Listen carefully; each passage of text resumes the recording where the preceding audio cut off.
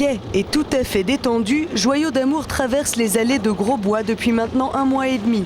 Le passage des box de Tony Lebelair à l'écurie Raffin n'a pas l'air de le perturber, bien au contraire. Il est mieux à Grosbois qu'à la campagne. Ah bon? Ouais, apparemment à la campagne, il fait beaucoup de demi-tours et tout, il est un petit peu capricieux. Bon là ça arrive un petit peu de temps en temps. Moi jusqu'à présent, ça va, j'ai pas eu à me plaindre, il m'en a fait 1 ou 2. Il a peur un petit peu des tracteurs et tout, mais autrement non, il est vraiment décontracté. Et on sent qu'il a le moral, le cheval.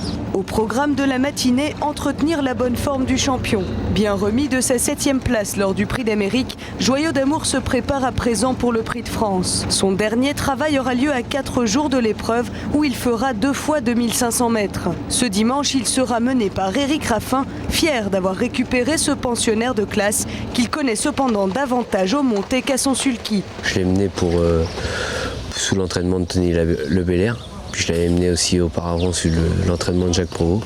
Donc le cheval, je le connais un peu.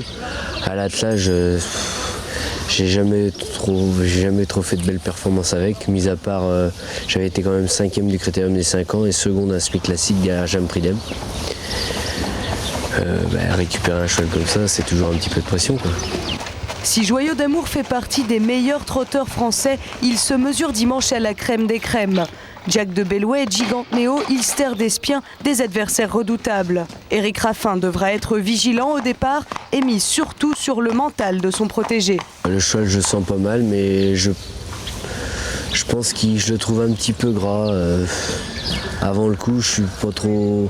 Mais le cheval est gai, donc je pense qu'à ce niveau-là, le cheval a le moral, c'est déjà un bon atout. Si driver Joyau d'Amour ne pose pas de problème majeur, les grands souvenirs d'Éric Raffin sont sur la selle. Sa victoire dans le Cornulier 2003 par exemple. Son partenaire est aujourd'hui moins à l'aise aux montées, les regrets sont inévitables. Ouais, je pense que c'est dommage parce que ça aurait pu être un... C'était quand même monté, c'était quand même quelque chose. Hein. Je pense qu'il aurait pu... Peut-être pas battre Jack de Bellouet, mais...